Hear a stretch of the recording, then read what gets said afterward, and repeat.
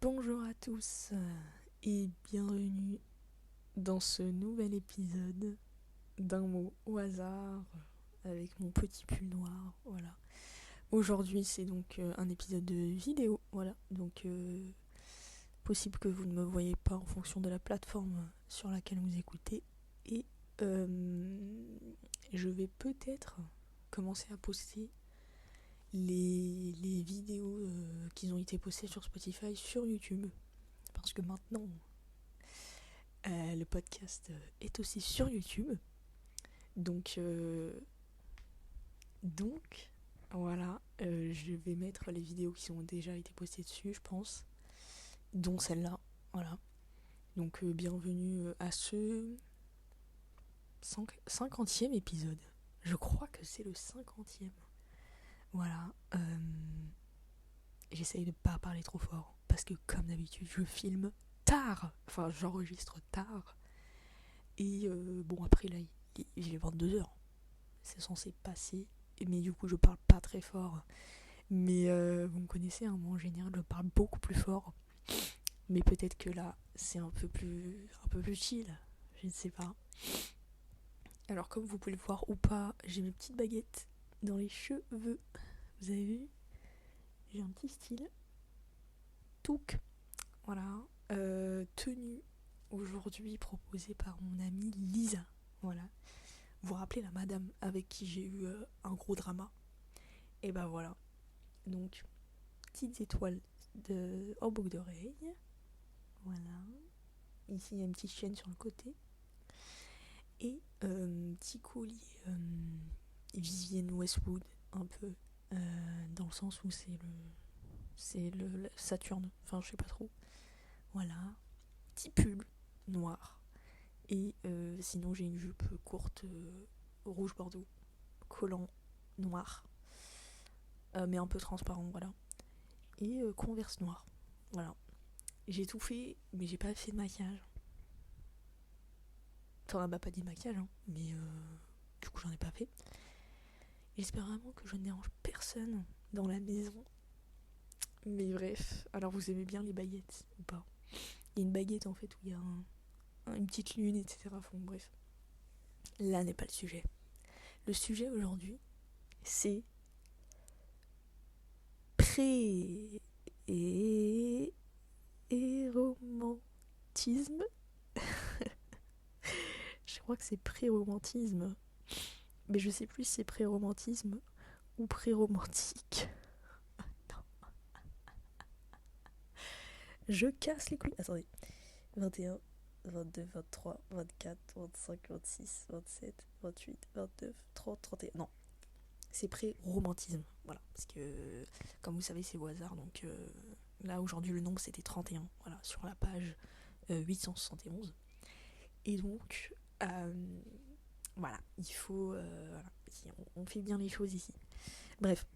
Le mot aujourd'hui, donc c'est pré-romantisme. Alors, à mon avis, qu'est-ce que ça veut dire? Pré-romantisme, je vous avoue que j'ai vu un peu la définition. J'ai un peu vu la définition.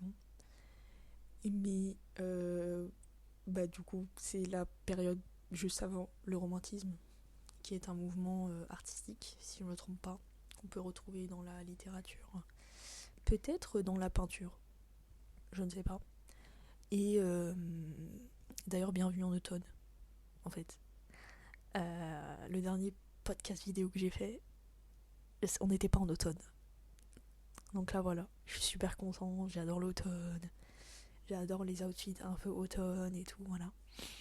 Et donc voilà, pour moi c'est pré-romantisme, peut-être ce qui vient avant ce mouvement-là, enfin comme je vous ai dit, j'ai vu un peu, mais voilà, je suis pas sûre. On va lire. Non masculin, courant artistique et littéraire. Mais pour moi, ce qui est littéraire, c'est de l'art quand même. Mais c'est vrai qu'en général, on différencie ça du dessin, la peinture, etc. Donc la musique aussi, je pense. Donc dans tout ce qui est artistique, je pense qu'il y a ça. Littéraire, donc courant artistique et littéraire, annonciateur de la sensibilité romantique. Mais en fait, en général, quand je parle aux gens de romantisme, moi je pense au mouvement. C'est une référence à quelqu'un que j'ai connu qui me disait ça. Cette personne, en fait, elle me disait ah, moi je suis grand romantique, hein. Mais dans le sens le mouvement. Genre le mouvement littéraire.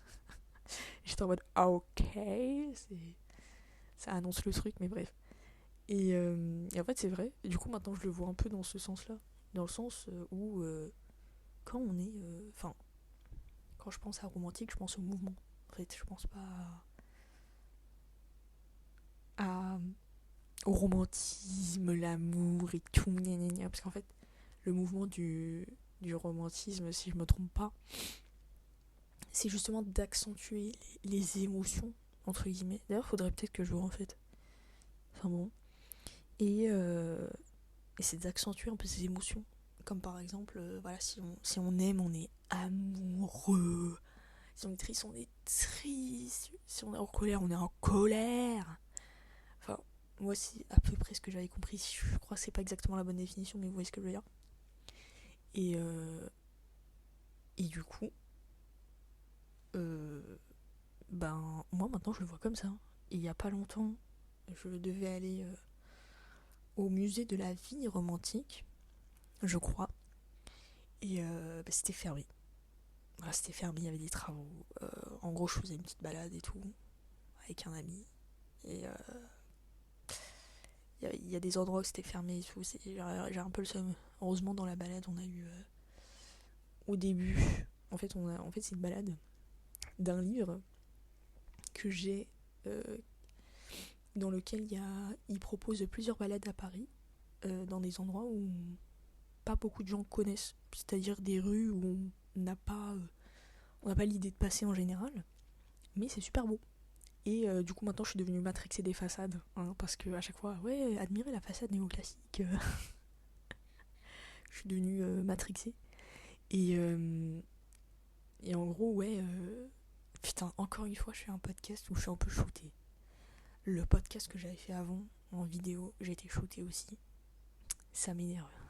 Ça m'énerve. Je sens que là, je suis pas au max. Je sais pas comment dire. Genre, c'est pas que je suis pas au max, mais je suis un peu à côté de mes pompes. Je sais que là, je le fais, je suis un peu en mode, ouais. Quand je vais le réécouter, je vais me dire, t'étais shooté, mec.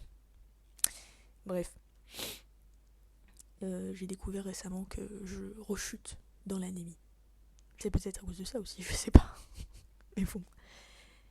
Et donc le fait est que, donc, donc dans ce livre, donc il propose plusieurs petites balades. Ça s'appelle euh, Petite balade secrète à Paris ou un truc comme ça, voilà.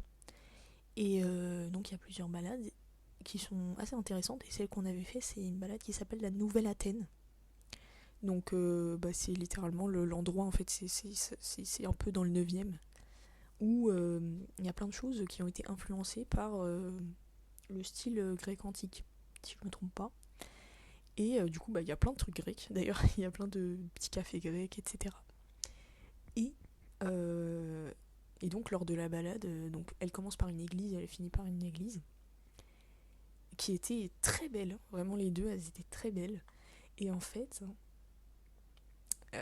le musée de la vie romantique était fermé. Et je crois qu'il y avait d'autres trucs aussi. Enfin, c'est-à-dire que euh, les deux églises qu'on a visitées, je crois qu'elles étaient. Il y avait des constructions soit à côté ou soit dessus. La première, il y avait des constructions à côté. Et la deuxième, elle était en construction. Mais la façade, heureusement. Donc à l'intérieur, c'était super joli. Mais bref. Le fait est que.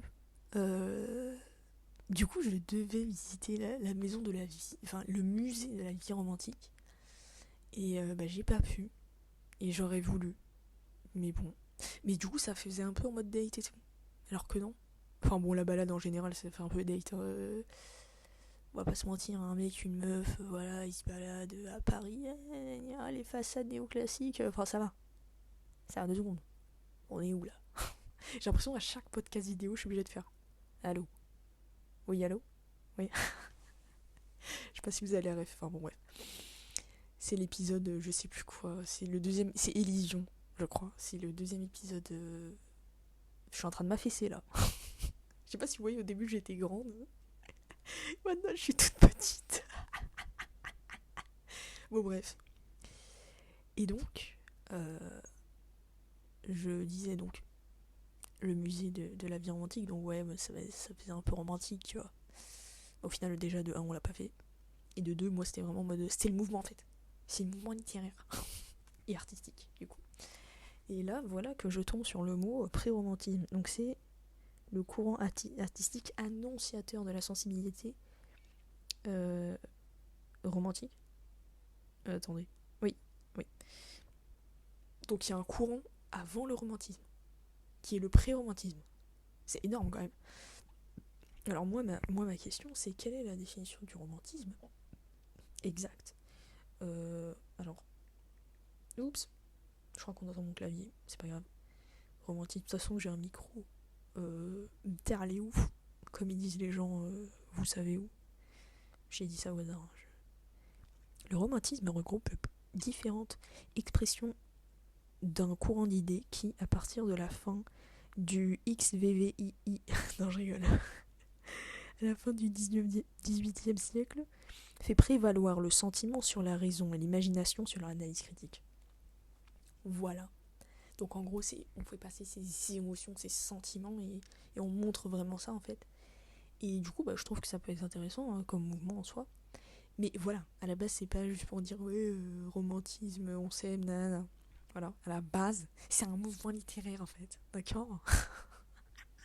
Non, parce que ça m'a buté, parce que la personne dont je vous parle, quand elle me l'a dit, j'étais en mode ok, girl, like, ok, you're not a romantic, but ok. Je sais pas pourquoi Enfin, si, je sais pourquoi je parle un peu anglais ces derniers temps. En fait, dans mon foyer. À chaque fois, je dis foyer. Mais le problème, c'est que dans la tête des gens, foyer, c'est un peu le truc où tu vas quand t'as pas de thunes ou quand t'as pas de parents, etc. Bon, c'est un peu le cas. Mais attendez,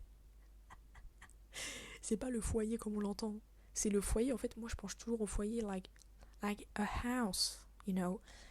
And c'est juste que, vous savez que premier degré, j'avais parlé anglais. C'est juste que ici, en fait, donc je suis hébergée. Et en fait, la famille qui est ici, enfin, je suis hébergée chez mon ami en fait. Et sa famille, en fait, ils sont en partie britanniques. So we talk in English and with a British accent. I can talk with a British accent, but you know, sometimes I'm stressing out and I just do the French accent like this.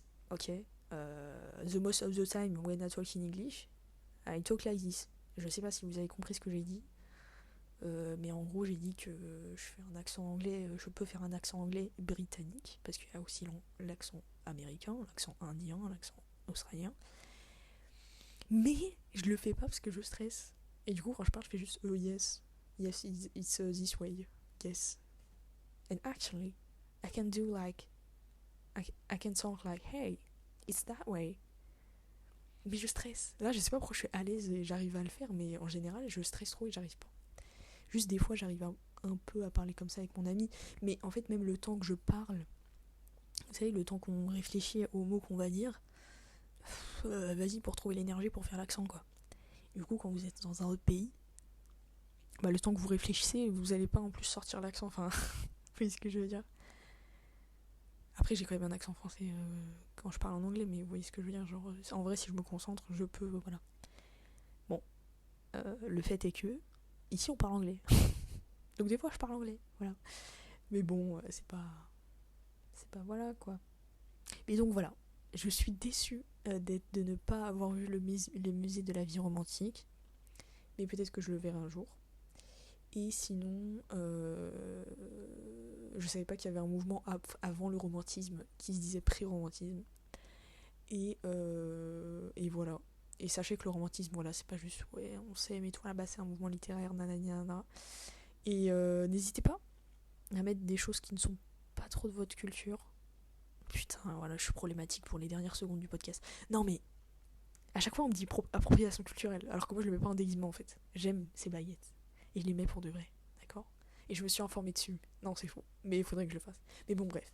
Je vous dis à bientôt pour un nouveau podcast. Et tenez-vous bien, portez-vous bien. Je sais pas ce que je dis. Voilà, comme d'habitude, on dit n'importe quoi. Au revoir Lisa, c'est revenu. Merci pour la tenue et bisous.